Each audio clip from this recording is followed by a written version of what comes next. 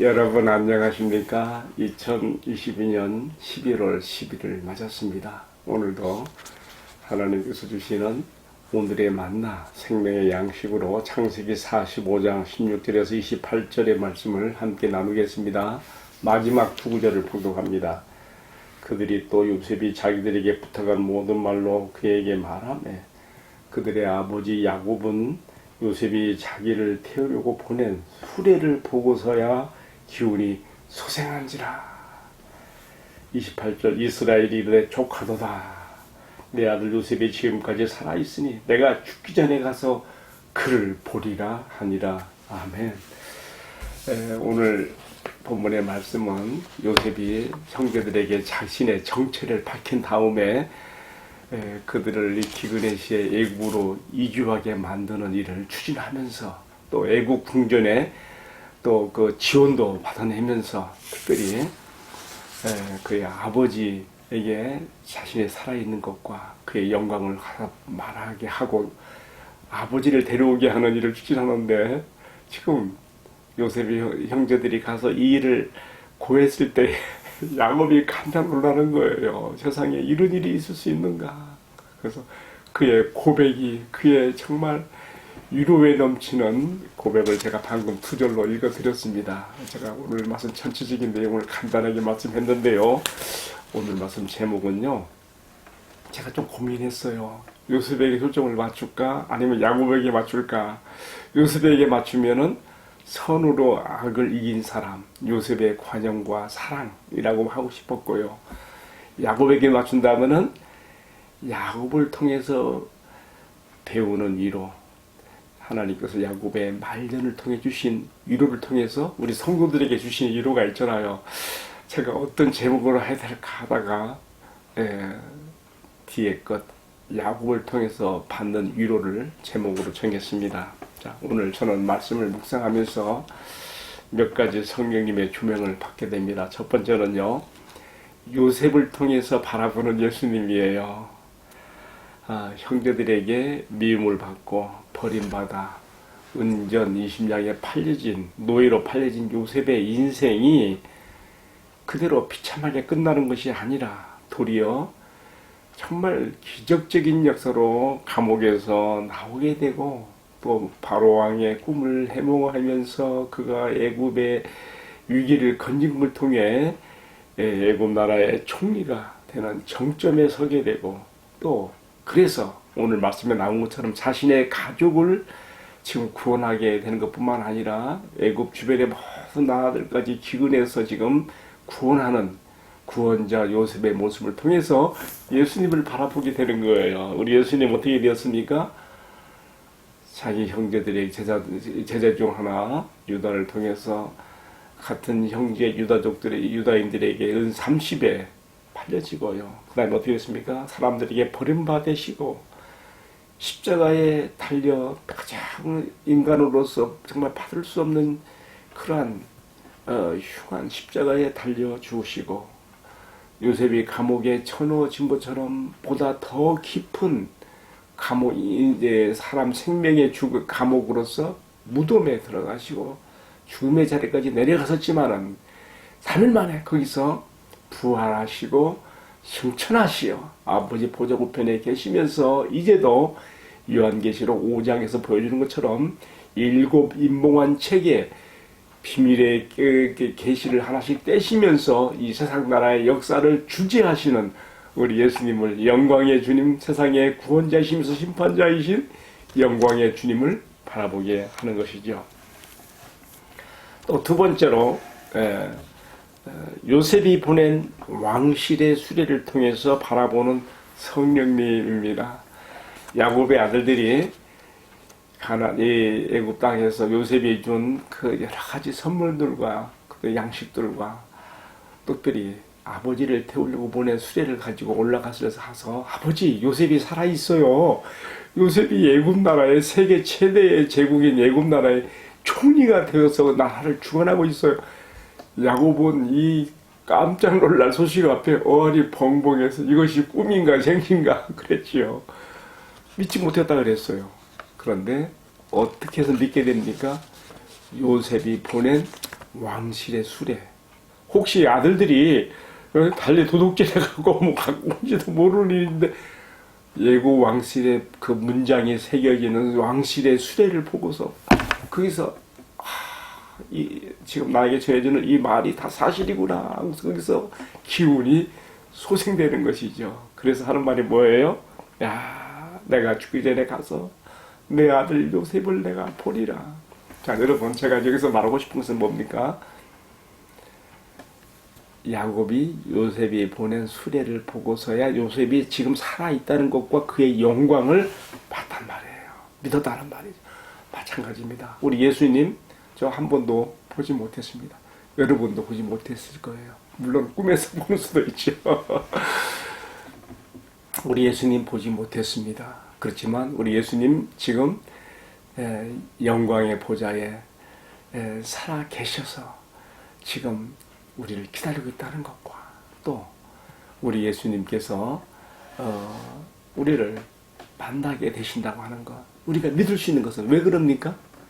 요셉이 보낸 왕실의 수레처럼 예수님이 우리에게 보내주신 성령을 통하여, 여러분 사도행전 2장에 나오는 오순절 성령 강림의 날에 성령이 강력하게 임하여서 완전 모든 사람에게 임하였죠. 근데 하나의 그는 이제 시초만 보여주시는 거예요. 이제 그때 오신 성령님께서는 이제 예수를 믿는 모든 사람들이 심령 가운데 내주하시며 역사하시며 인도하시죠. 우리에게 성령님을 보내주신 것, 아버지께로부터 성령을 받아서 예수님 우리에게 성령을 보내셨거든요. 요셉이 애굽왕 바로의 호의를 얻어서 그로부터 받은 왕실의 수레를 올려보낸 것처럼 우리 예수님 아버지께로부터 받은 성령을 우리에게 보내주셔서 그가 지금 여전히 살아계신 것과 영광에 계신 것과 우리가 그를 만나게 되리라는 것을 보증해주고 있는 것입니다. 우리는 예수님께서 우리에게 보내주신 성령의 선물과 또 그가 우리에게 주신 말씀들을 깨닫게 하시는 성령의 역사를 통해서 우리도 동일하게 이 은혜에 참여하게 되고 있습니다. 세 번째로, 요셉의 성공을 통해서 바라보는 나의 소원도 있어요. 여러분에게도 같은 소원이 되기를 바라면서 전하는 말씀은요, 무엇인가면요, 가나안 땅에서 노예로 팔려온 요셉이 애굽의 총리가 된다는 것은 상상 불허의 이야기입니다. 그런데 꿈 같은 얘기죠. 한마디로. 그렇지만 하나님께서 요셉에게 소년 시절에 이 꿈의 계시를 주셨고요. 지금 그 꿈의 계시가 성취되었으니 다 하나님이 이렇게 하신 것이죠. 하나님께서 이렇게 하시는 목적이 있어요. 뭡니까? 이미 아브라함 때부터 주신 하나님의 구속사의 계시 언약으로서 뭐였습니까? 너의 후손이 앞으로 이방 나라에 가서 하나님 나라 백성으로서 큰 수요를 이루어서 번성하여 다시금 이 땅으로 돌아와서 차지할 것이라고 약속했잖아요. 창세기 15장에 나오는 헷불 언약의 내용입니다. 지금 하나님께서 그 약속을, 그 언약을 실현하시려고 하니까 아브라함, 이삭, 야곱의 때에 이르러서 야곱의 11번째 아들인 요셉을 먼저 애굽에 내려가게 만드시고 그를 다리로 삼아서 지금 하나님의 헷불 언약의 내용을 성취하고 있다는 말이죠. 자, 여러분, 우리가 그래서 요셉이 고진감래 끝에 애굽의 총리가 되고 영광이 올라간 것을 보고 우리가 정말 물론 요셉의 그 성실함과 그의 그 성공, 우리가 정말 우러러볼 만합니다. 그러나 거기서 끝나면 아무것도 아니에요. 더 중요한 것은 뭐예요? 하나님께서 왜 요셉에게 이러한 성공과 형통을 주셨습니까? 뭐 때문에요? 이유와 목적이 있죠. 뭐 때문에요? 하나님의 나라를 이루어 가시는 가운데 아브라함에게 주셨던 그 약속대로 애굽 땅에서 그 수요, 그 백성의 수요가 번성하게 하시려고 하신 거란 말이죠. 다시 말하면 하나님의 나라를 이루어 가시는 그 일을 위해서 요셉의 개인적인 성공도 형통도 있게 되는 것입니다. 이것은 우리에게 무엇을 말해주는 것입니까? 오늘 우리가 이 땅에서 어떤 직업을 가지고 어떤 위상의 사람으로 살아가든지를 불문하고 우리의 삶의 목적과 방향성이 바로 하나님의 나라를 이 땅에서 세워가는 일에 내 자신을 드려야 된다는 것에 있다는 것을 우리가 여기서 배워야 되는 것이죠. 마태복음 6장 33절에 주님이 약속했지요. 먼저 그의 나라와 의를 구하라. 그리하면 이 모든 것을 너희에게 더하여 주시리라. 아멘. 먼저 그의 나라를 구하라는 뭐예요? 그 나라. 중요한 것은 그 나라에 백성들이 있어야 되고 그 나라에 영토가 있어야 되고 더 중요한 건 그 나라의 통치 주권이 있어야 되는 거예요.